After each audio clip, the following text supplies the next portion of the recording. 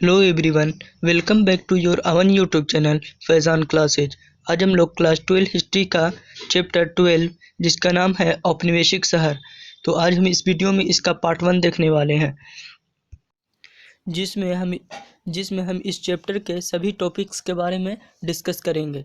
तो चलिए दोस्तों, वीडियो स्टार्ट करते हैं। तो पहला टॉपिक है पूर्ण औपनिवेशिक काल में कस्बे और शहर यानी कि गांव और कस्बों का चरित्र किस प्रकार था। तो गांव व कस्बे अलग अलग होते थे। ग्रामीण इलाकों में किसान, मजदूर और श्रमिक वर्ग रहते थे। वह खेती, पशुपालन व जंगलों से अपना जीवन निर्वाह करते थे। और कस्बों में व्यापारी, शिल्पकार तथा उच्च वर्ग के लोग रहा करते थे। कस्बों का ग्रामीण जनता पर प्रभुत्व होता था यानी कि प्रभाव होता था। कस्बे और शहर को ग्रामीण क्षेत्रों से पृथक करने के लिए किलेबंद किया गया था, यानी कि किला बनाया जाता था कस्बे और गांव को अलग करने के लिए। लेकिन फिर भी ग्रामीण और कस्बे के लोग एक दूसरे पर निर्भर रहते थे। जैसे कि किसान तीर्थ यात्रा करने के लिए कस्बों से ही गुजरता था और गांव में अकाल पड़ने पर लोग कस्बे चले जाते थे। शिल्पकार, फेरी वाले अपना माल गांव में आकर बेचा करते थे। तो इस प्रकार से औपनिवेशिक काल में कस्बे और गांव के संबंध थे। अगला है 18वीं शताब्दी में परिवर्तन। तो 18वीं शताब्दी में जो औपनिवेशिक काल था उस समय कुछ परिवर्तन हुए। तो 18वीं शताब्दी में बहुत कुछ परिवर्तन होने लगा। राजनीतिक व व्यापारिक नगरों का पतन व नए नगरों का विकास होना शुरू हो गया। मुगल राजधानियों जैसे कि दिल्ली, शाहजहानाबाद और आगरा ने अपना राजनीतिक प्रभुत्व खो दिया और नए नए लखनऊ, हैदराबाद, पुणे, नागपुर, बड़ौदा तथा तंजौर जैसे क्षेत्रों का विकास हुआ। व्यापारी प्रशासक, शिल्पकार मुगल केंद्रों से नए राजधानी की ओर काम की तलाश में आने लगे। यूरोपीय व्यापारिक कंपनियों ने मुगल काल से विभिन्न स्थानों पर अपना अधिकार स्थापित कर लिया था। जैसे कि पुर्तगालियों ने 1510 में गोवा के पणजी पर अधिकार कर लिया, तो डचों ने 1605 ईस्वी में मछलीपट्टनम पर, यानी कि हॉलैंड के लोगों ने नीदरलैंड का पुराना नाम हॉलैंड था और वहां रहने वालों को डच कहा जाता था। तो डचों ने 1605 में मछलीपट्टनम पर अधिकार कर लिया। वहीं अंग्रेजों ने 1639 में मद्रास में और फ्रांसीसियों द्वारा 1673 में पांडिचेरी, जिसे हम पुदुचेरी कहते हैं, पर अधिकार कर लिया गया। व्यापारिक केंद्रों के आसपास नगरों का विकास होने लगा। 18वीं शताब्दी में स्थल आधारित साम्राज्य का स्थान, यानी कि मुगल साम्राज्य और जो और भी रियासतें थे, बंगाल, अवध, यानी ये सब कैसी थी, स्थल आधारित साम्राज्य था। उसका स्थान किसने ले लिया? उसकी जगह को जो कब्जा कर लिया, शक्तिशाली जल आधारित यूरोपीय साम्राज्यों ने ले लिया, जैसे ब्रिटिश, फ्रांसीस, डच वगैरह। 1757 में प्लासी के युद्ध के बाद अंग्रेजों ने भारत में राजनीतिक सत्ता हासिल किया और ईस्ट इंडिया कंपनी का व्यापार फैलने लगा और इस प्रकार मद्रास, कोलकाता तथा बम्बई जैसे औपनिवेशिक बंदरगाह शहर तेजी से नई आर्थिक राजधानी के रूप में उभरे। अगला है औपनिवेशिक शहरों की पड़ताल यानी कि जांच। तो औपनिवेशिक शहरों की पड़ताल विभिन्न माध्यमों से की गई। पहला, औपनिवेशिक रिकॉर्ड्स। औपनिवेशिक शासन बेहिसाब आंकड़े व जानकारियों को संग्रह करके रखते थे। अंग्रेजों ने अपने व्यावसायिक प्रक्रियाओं को चलाने के लिए व्यापारिक गतिविधियों का विस्तृत ब्यौरा रखा था। बढ़ते शहर में जीवन की गति और दिशा पर नजर रखने के लिए अंग्रेज समय समय पर सर्वेक्षण करते थे और संख्या आंकड़े इकट्ठा करते थे। सरकार मानचित्र तैयार करने पर अधिक जोर देते थे। उनका मानना था कि जगह की बनावट और भूदृश्य को समझने के लिए नक्शे यानी कि मानचित्र जरूरी है।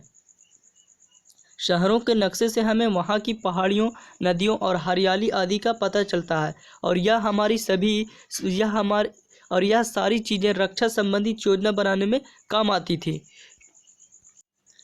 इन नक्शों से टैक्स व्यवस्था यानी कि कर व्यवस्था की रणनीति बनाने में भी मदद मिलती थी। 19वीं सदी के अंतिम दशक में अंग्रेजों ने वार्षिक नगर पालिका कर वसूली यानी कि टैक्स वसूली के जरिए शहरों के रख रखाव के लिए पैसे इकट्ठे करने शुरू कर दिए।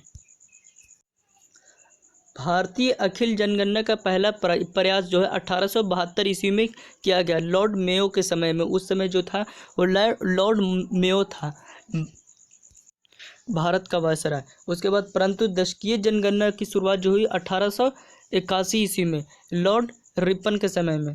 लेकिन ब्रिटिश सरकार द्वारा बनाए गए रिपोर्टों पर हम आंख बंद करके विश्वास नहीं कर सकते, क्योंकि कई बार स्थानीय लोग अपनी जमीन व पारिवारिक जीवन के बारे में गलत जानकारियां देते थे। अगला है कि औपनिवेशिक काल के नगर निगमों के कार्य। तो इनका कार्य था शहरों में जलापूर्ति, निकासी, सड़क निर्माण और स्वास्थ्य व्यवस्था जैसी सेवाएं उपलब्ध करवाना। दूसरी तरफ नगर निगम की गतिविधियों से नए रिकॉर्ड पैदा हुए, जिन्हें नगर पालिका द्वारा रिकॉर्ड रूम में संभाल कर रखा जाता था। शहरों के फैलाव पर नज़र रखने के लिए नियमित रूप से जनगणना करवाई जाती थी। जनगणना की मदद से सरकार सभी फैसले रणनीति बना सकते थे। अगला है कि जनगणना जो की जाती थी उसमें आई कठिनाइयाँ। तो जनगणना में बहुत सी कठिनाइयाँ आई थी। तो ग्रामीण लोग सही जानकारी नहीं देते थे। जनगणना वालों को, जो जनगणना करते थे, उनको लगता था कि सरकार फिर से नई कर व्यवस्था यानी कि टैक्स व्यवस्था लाने वाली है। कई बार तो एक ही व्यक्ति दो कार्य करते थे, जैसे वह अपने खेत में फसल भी उगाते थे और खुद ही उसको बेचने बाजार जाया करते थे। तो अब ऐसे में समस्या यह उत्पन्न होती थी कि ऐसे व्यक्ति को कौन सी श्रेणी में रखा जाए, किसान की श्रेणी में या व्यापारी की श्रेणी में। ऊंची जाति के लोग अपने घर की औरतों की जानकारी छुपाते थे। कई बार जो लोग किसान व फेरी का काम करते थे और वह अपने आप को व्यापारी बताते थे। अपनी बीमारी, मौत व जीवन की जानकारी भी ये जनगणना वालों से छुपाते थे। अगला है बदलाव के रुझान, यानी कि कुछ और बदलाव हुए कब, तो 19वीं शताब्दी में। तो 20वीं शताब्दी में तो 1900 से लेकर के 1940 के बीच शहर की आबादी 10% से 13% तक बढ़ गई। छोटे कस्बे अब आर्थिक रूप से कमज़ोर होते जा रहे थे और दूसरी तरफ कलकत्ता, बम्बई, मद्रास तेजी से फैलते हुए विशाल शहर बन रहे थे। यह शहर सूती कपड़े जैसे निर्यात संग्रहों के प्रमुख केंद्र थे। तो यह जो शहर थे ये सूती वस्त्र के निर्यात संग्रह के प्रमुख केंद्र थे। लेकिन इंग्लैंड में हुई 18वीं शताब्दी में औद्योगिक क्रांति के बाद इन शहरों में ब्रिटेन के कारखानों में बनी वस्तुएं उतरने लगी और भारत से कच्चा माल का निर्यात होने लगा। यहाँ से कच्चा माल का निर्यात होता था और ब्रिटेन में जो है वस्तुएं बनती थी और फिर इसे भारत में ला करके ऊँचे दामों में बेचा जाता था। 16 अप्रैल 1853 में रेलवे की शुरुआत हुई, जिसने शहरों की काया पलट कर दी और रेलवे स्टेशन को कच्चे माल का संग्रह या केंद्र यानी कि डिपो बना दिया गया। रेलवे नगर के विस्तार के बाद रेलवे कॉलोनियों और वर्कशॉप की स्थापना हुई, जैसे जमालपुर वर्कशॉप और बरेली जैसे नगर। 18वीं शताब्दी में कोलकाता और बम्बई महत्वपूर्ण बंदरगाह बन गए। बम्बई जो था वो 7 द्वीपों का नगर है, यानी कि इसे अंग्रेजों ने, ये पहले 7 द्वीपों में बटा हुआ था, जिसे अंग्रेजों ने मिला करके एक बम्बई शहर का निर्माण किया। ईस्ट इंडिया कंपनी ने अपने कारखानों को इन्हीं बस्तियों में स्थापित किया। वह सुरक्षा के लिए किले बंद कर दिए, यानी कि फोर्ट बना दिए। यूरोपीय व्यापारियों के साथ लेन देन, व्यापार, कारीगर व कामगार इन बस्तियों से अलग दूर बस्ती बनाकर रहते थे। यूरोपीय व भारतीयों के अलग अलग क्वार्टर बनाए गए थे, यानी कि क्षेत्र बनाए गए थे, जिन्हें व्हाइट टाउन यानी कि गोरा शहर जिसमें अंग्रेज रहते थे और ब्लैक टाउन काला शहर जिसमें भारतीय रहते थे के नाम से जाना जाता था।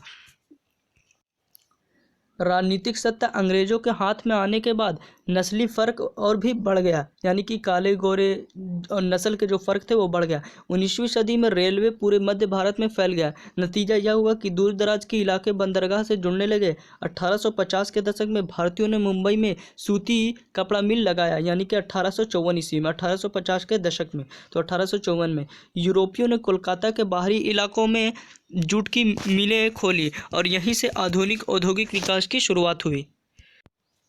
तो उस समय 2 औद्योगिक शहर थे, कानपुर और दूसरा जमशेदपुर। कानपुर चमड़े की चीज़ें और ऊनी व सूती कपड़े के लिए मशहूर था, जो कि वर्तमान झारखंड में स्थित है। जमशेदपुर स्टील उत्पादन के लिए विख्यात था। तो जमशेदपुर है जो झारखंड में स्थित है, वहीं कानपुर उत्तर प्रदेश में। अगला है हिल स्टेशन। तो हिल स्टेशन की स्थापना अंग्रेजों ने अपने सैनिक ठिकाने के लिए किया था। तो शिमला युद्ध, शिमला में गोरखा युद्ध के दौरान 1815 से 16 गोरखा युद्ध के दौरान शिमला में हिल स्टेशन की स्थापना की गई। वहीं माउंट आबू 1818 में अंग्रेज मराठा युद्ध के दौरान और दार्जिलिंग में 1835 ईस्वी में।